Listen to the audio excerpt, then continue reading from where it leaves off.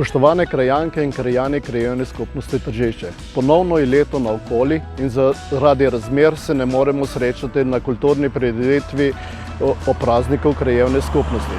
Res je, da kulturnih in družabnih dogodkov v krajevni skupnosti skoraj ni, pa vendar delo sveta krajevne skupnosti teče normalno. V lanskem letu smo zaključili vsa načrtovana dela.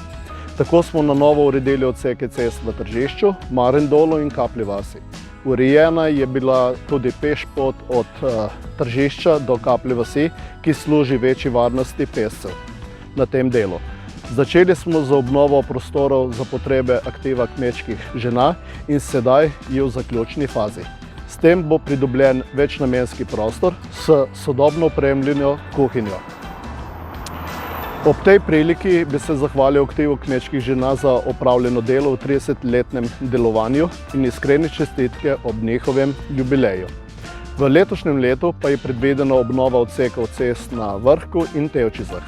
Strani občine pa se odvijajo rušitvena dela Knezove vile in v nadaljevanju tudi stare osnovne šole.